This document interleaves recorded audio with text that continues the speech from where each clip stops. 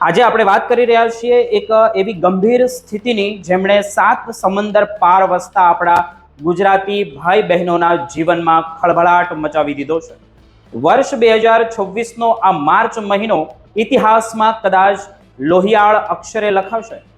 કારણ કે અમેરિકા અને ઈરાન વચ્ચે ફાટી નીકળેલા ભીષણ યુદ્ધની જ્વાળાઓ હવે માત્ર સરહદો સુધી મર્યાદિત નથી રહી, પરંતુ તેની સીધી અને આકરી અસર ન્યૂ જર્સી, શિકાગો અને ટેક્સાસ જેવા રાજ્યોમાં વસતા હજારો ગુજરાતી વેપારીઓ પર પણ પડી રહી છે.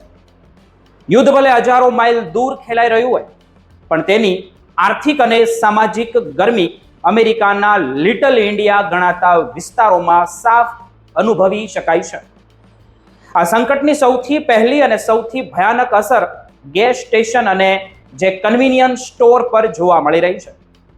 આપણે જાણીએ છીએ કે અમેરિકામાં ગેસ સ્ટેશનના વ્યવસાયોમાં ગુજરાતીઓનો દબદબો છે, પરંતુ 1 માર્ચ 2026ના રોજ જ્યારે ઈરાને જે વ્યૂહાત્મક રીતે મહત્વની ગણાતી હોર્મુઝની સામુદ્રધુની બંધ કરી દીધી, ત્યારે વૈશ્વિક તેલ બજારમાં જે ભૂકંપ આવ્યો તેમણે ગુજરાતી વેપારીઓની કમર તોડી નાખી છે. ક્રૂડ ઓઇલના ભાવ આસમાને પહોંચતા પેટ્રોલના ભાવમાં પ્રતિ ગેલન $2 થી $3 વધારો ઝીકાયો છે.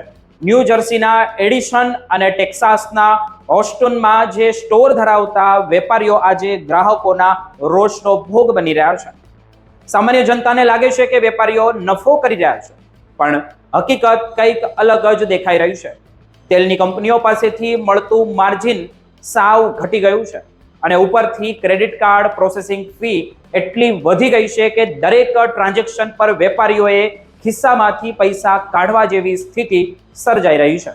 ઘણા સ્ટેશનો પર તો સપ્લાય ખોરવાઈ જવાથી આઉટ ઓફ સર્વિસના બોર્ડ લટકાવવા પડ્યા છે, જે દાયકાઓથી ચાલતા ધંધા માટે એક મોટો ફટકો છે. પરંતુ વાત અહીં જ પૂરતી નથી થતી. આ યુદ્ધે ગુજરાતી ગૃહિણીઓ અને ગ્રોસરી સ્ટોરના માલિકોની ચિંતા પણ વધારો કર્યો હોય તેવું દેખાઈ રહ્યું છે. શિકાગોની પ્રખ્યાત ડેવોન એવન્યુ હોય કે પછી ન્યૂ જર્સીનો ઓક ટ્રી રોડ કે પછી ત્યાં આવેલા ભારતીય સ્ટોરમાં આજે હાહાકાર છે. લાલ સમુદ્ર અને મધ્ય પૂર્વના રસ્તાઓ યુદ્ધને કારણે બંધ હોવાથી ભારતથી આવતા માલ સામાનમાં જહાજોને હવે આખા આફ્રિકા ખંડનો જે આંટો મારીને આવવું પડે છે. આનાથી માત્ર સમય જ નહીં બગડતો, પણ શિપિંગ કંપનીઓએ જે કનેક્ટર દીઠ $1000નો વોર સરચાર્જ વસૂલવાનું શરૂ કર્યું છે. પરિણામે બાસમતી ચોખા, તુવેર દાળ અને અથાણા મસાલા જેવી ચીજ વસ્તુઓના ભાવ રાતોરાત 30% સુધી વધી ગયા હોય તેવું લાગી રહ્યું છે. અત્યારે માર્ચ મહિનો ચાલી રહ્યો છે અને ટૂંક સમયમાં ભારત કેરીની સિઝન પણ શરૂ થવાની છે, પરંતુ ફ્લાઇટ જે કેન્સલેશન અને દરિયાઈ રસ્તા બંધ હોવાથી આ વર્ષે અમેરિકામાં વસતા ગુજરાતીઓને કદાચ કેરીનો સ્વાદ પણ મોંઘો પડશે, અથવા તો મળશે જ નહીં જે જોતી હોય તેવી. માલની અછતના કારણે ગ્રાહકો જે પેનિક બાઇલ એટલે કે ગભરાટમાં જથ્થાબંધ ખરીદી કરી રહ્યા છે, જેમનાથી સ્ટોર માલિકોને ઇન્વેન્ટરી મેનેજ કરવા માટે ભારે મુશ્કેલી પડી રહી છે. આર્થિક મુસીબતોની સાથે સાથે એક અઘોષિત સામાજિક સંકટ પણ ઊભું થયું છે, જે વધુ ચિંતાજનક છે.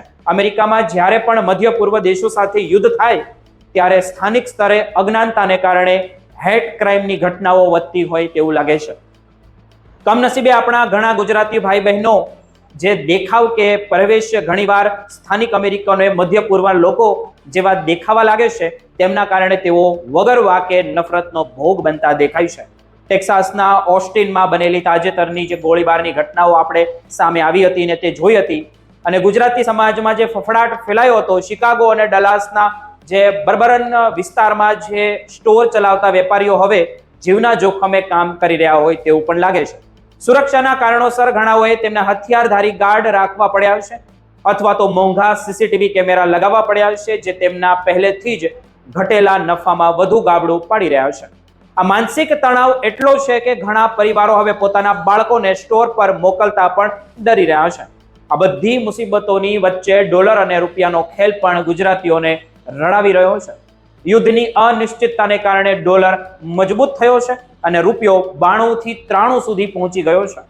આમ તો ભારત પૈસા મોકલવા માટે આ સારી તક લાગે છે, પણ અમેરિકામાં જ જીવન નિર્વાહ એટલો મોંઘો થઈ ગયો છે કે લોકો પાસે બચત જ નથી થઈ રહી. ન્યૂ જર્સીમાં રહેતા એક વડીલ વેપારીએ જણાવ્યું કે પહેલા અમે દર મહિને $2-3 હજાર મોકલી શકતા હતા, પણ હવે તો અહીંયાના ભાડા અને ટેક્સ ભરવામાં જ બધું ધીમે ધીમે વપરાતું હોય તેવું લાગી રહ્યું છે. ભારત મોકલતા રેમિડન્સમાં છેલ્લા 1 મહિનામાં 25%નો ઘટાડો નોંધાયો છે, જેમની અસર ગુજરાતમાં રહેતા તેમના પરિવારો પર પણ પડી રહી હોય તેવું લાગી રહ્યું છે. યુદ્ધના વાદળો ક્યારે હટશે તો કોઈ જાણતું નથી, પણ હાલમાં તો ન્યૂ જર્સીથી ટેક્સાસ સુધીના મહેનતુ ગુજરાતી વર્ગ આંતરરાષ્ટ્રીય રાજનીતિના ચક્રવ્યૂહમાં ફસાઈ ગયો હોય તેવું લાગે છે. આ માત્ર 2 દેશો વચ્ચેનું યુદ્ધ નથી, પણ હજારો માઇલ દૂર વસતા એક શાંતિપ્રિય અને વેપારી સમુદાયના અસ્તિત્વની લડાઈ બની ગઈ છે.